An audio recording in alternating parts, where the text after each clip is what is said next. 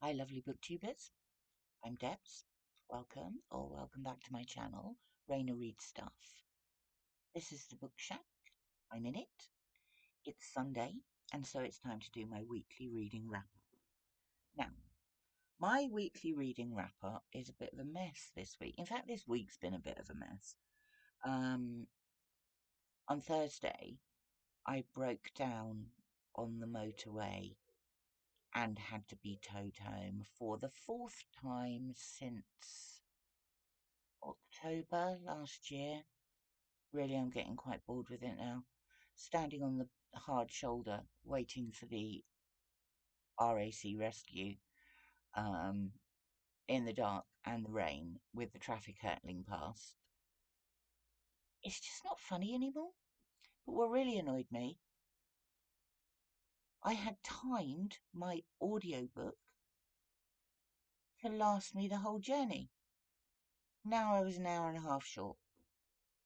Anyway, I did catch up with it. That audiobook was Treasure Island by Robert Louis Stevenson, as I said, on Audible, free. That's always good. Do you know I'd never read Treasure Island before? I don't know how that's escaped me. And I absolutely loved it. Who can beat a tale of piracy and treachery and treasure? And it was good, really good.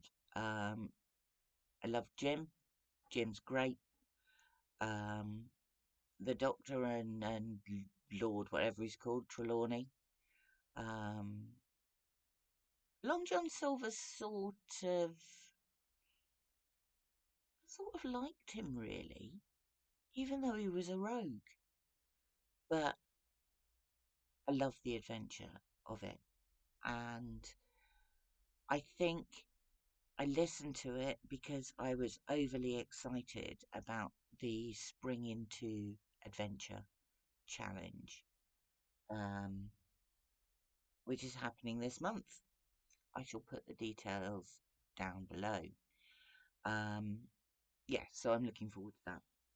The other book that I read um, had on Audible was this. It's Reni Eddo-Lodge's Why I'm No Longer Talking to White People About Race. Having read Bernardine Evaristo's manifesto on not giving up last week, I've had this for ages, so I thought I would give it a go. And it is fascinating. And I don't really know how to explain it. I mean, when I first read the title years ago when it first came out, um, I'm thinking, why not? Why not have that conversation? But as I listened further and further into the book, I could sort of understand why. I like to think that I am not racist at all.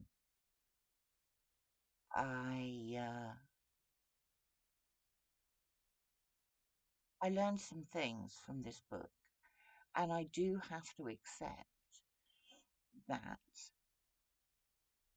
I am part of a society where there is institutional racism, and that I have had advantages that people of colour may not have had. Especially, I think, as someone of my age. And there were very, very few people of colour when I was at school. There was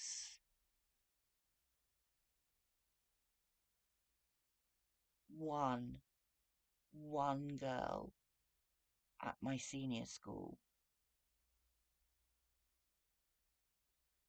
I went to two, There was one family at one school and one family at the other. Um, we didn't learn in history at school anything about people of colour. We learnt very little about women as well. It's a big bugbear of mine, the people who have been written out of history. So if you haven't come across this book, it's enlightening. And if you're concerned in any way, shape, or form about racism, then you should read it. It's fascinating. It's a great book, and it opened my eyes to things that not that I hadn't appreciated, but just that had never occurred to me. I can remember years ago hearing a story about a woman who began dating a very successful black lawyer. And when he picked her up, he had some soft toys in the back of the car. And she immediately thought that he might either be married but must have children. And she asked him about them. And he said he had them in the back of the car because if he didn't, he got stopped by the police on a regular, and I mean sort of weekly basis, because he was a smartly dressed black guy driving a posh BMW. That's appalling, isn't it? Absolutely appalling. Anyway, really interesting book. Thoroughly enjoyed it. I can't go any further without mentioning this, which I didn't read this week. I read previously. It was a buddy read with Alex at Alex Unabridged, and we got to chat about it on Wednesday, which was lovely. I had a video call with Alex, and we went through what we thought. This is Ancestors by Alice Roberts, Professor Alice Roberts, archaeologist, anthropologist, um, broadcaster. Her television series are great. I love them. I previously read earlier in the year, I think it was January, it might have been February, Buried by Alice Roberts with, I've already read that with Claire Shepherd. I preferred this one. Professor Alice Roberts writes in a very accessible way. If you've ever seen any of her broadcasts are very accessible as well. This covered all sorts of things, and we're talking early man. We're looking at discoveries in the British Isles, but they are being compared to discoveries elsewhere in the world, like in Iran or in Germany or all over the place. It's very informative. Um, it starts off with talking about a genome project that is tracking DNA in ancient bones, which sounds absolutely fascinating. And I mean, the project is long term and huge, but I would be interested to find out what stage it's at now. This was written a couple of years ago.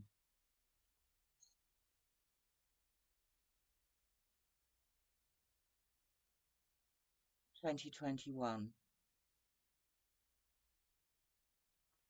One of the things I like very much is I could relate to a lot of the places. We discussed Cheddar Man. It discussed the Amesbury Archer, which is remains I've seen.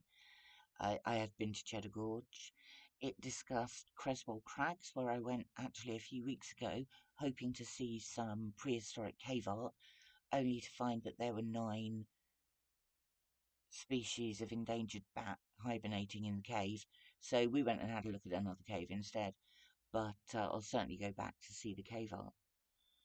It also discussed chariot burials, places like Wetwang in Yorkshire, where I have been.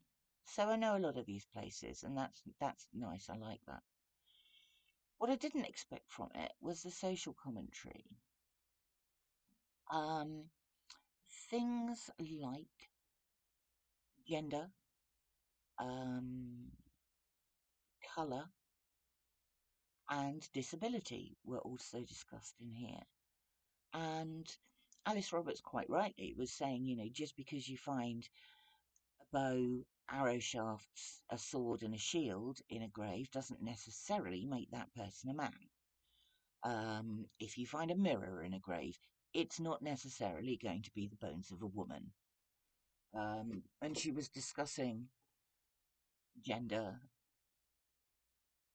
and how we are in danger sometimes of applying it to our own social norms. Very, very early bones remains found in, I think they were in Wales. The DNA showed that they were dark-skinned. So the earliest people in this nation were quite possibly dark-skinned. Put that in your pipe and smoke it, all you white supremacists. And the Amesbury archer, who may not have been an archer at all, no bow was found in there, in his grave, was quite disabled. He had no kneecap. One kneecap was not there and hadn't been formed. He had problems with his ankles, some bones were fused. He had flat feet. There was a possibility that he could have had spina bifida. And yet this man lived to the Middle Ages, and when he died, he was buried with grave goods in a burial where people had obviously thought highly of him, because of the way he was laid out and the goods that were in the grave. But how did he manage? How did he manage in those times being quite disabled? So a lot of interesting things other than just archaeology and history came out of that. The discussion of these, societal prejudices that we have now. It was interesting, really interesting. What else have I read? As is normal with me, we get to the end of the month, and it's been a busy month. There have been so many book events going on. And the last few days of the month, I want to start the new month. And so I did. The Lewis Chessmen by Irving Finkel, with some lovely illustrations by Clive Hodgson. The Lewis Chessmen were found by a farmer, apparently, when one of his cows stuck his face through some crumbling earth. They were found on the Isle of Lewis in the Outer Hebrides. He sold them quite quickly. They're made of ivory, and it was determined that they were probably Viking. The pieces have been dated to around 1150, and it's likely they were created in Norway. And this is a story of what happened to them. They've been separated. There were 78 altogether, none of which formed a full set. Some reside in the Museum of Scotland and some reside in the British Museum. Some were bought initially by a private collector, and some were bought. The rest of them were taken to the British Museum. So I think there's 66 in the British Museum, and the rest are in Scotland. In about 20 odd years ago, they were united for a few months, and all of them were displayed at the British Museum. But this is written actually for children. The illustrations are great. But this charts the journey from the chessmen's discovery to the present. That was interesting. I have also read historic speeches. This is the Penguin Book of. And I thought I would read each corresponding speech in the Q4 Historathon. So we're just moving into Q2, which is 500 to 1500. And sadly, there are only 2 speeches. So it was William the Conqueror's rallying speech to his troops before the Battle of Hastings in 1066, and John Ball's Cast Off the Yoke of Bondage speech. Now, John Ball and Wat Tyler led the Peasants' Revolt. His speech is very eloquent. It didn't do him much good because he was still executed, as was Wat Tyler. But immediately after that, we'll move on to 1556, which is out of this time period. So I'll have a lot of this book to read in July, when Q3 starts. My theme, though, this month, I think, is going to be Vikings for the Historathon. And so I read this, the Saga of Gunnlaug's Serpent. This is one of my Penguin Little Black classics, and I've got an 80 book box set, and so I am selecting the works that were written around the Historathon period. So even though they're not necessarily fact, they give an indication of society at the time.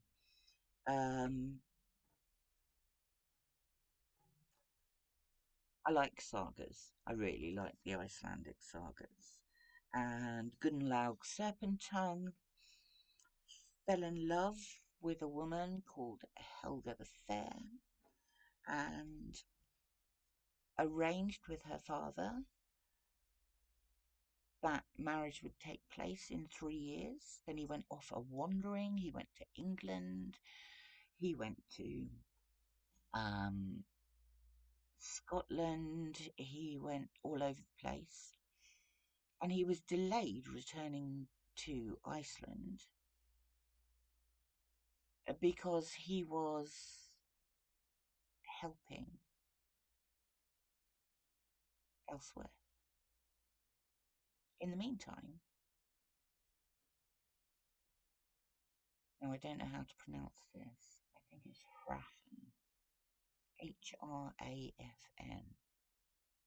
He develops a liking for Helga. He goes to her father. He says, surely the agreement was that if he hadn't returned in 3 years, you could consider that null and void. And so he himself marries Helga. Now, Helga's father, Thorstein, had had a dream many, many years before about 2 eagles coming from either direction and fighting until they both died over a swan, and then a hawk coming and flying away with the swan. And this had been interpreted, although he didn't like the interpretation, as people fighting over his daughter. I won't tell you what happens in the end. but I enjoyed Saga. Interesting. And that's it. That's all I've read this week. I've started a few others, but I'm well and truly on April now. So, last month I did a list. I've forgotten to take the word March off the top of this. And here again, list of challenges. This mucky bit is where I've just rubbed out March and need to put April. So Historathon 2024 and the 24 Banned Books Challenge are something that I am going to be doing all year. At the bottom of this I have my personal challenges. I've set myself about 11. And often I tie them in with other things I'm reading. So, April, there's a group read of Les Miserables, which I am very much looking forward to, and in fact will probably start that this evening. There's Gabe April. I did a video for that yesterday, I think.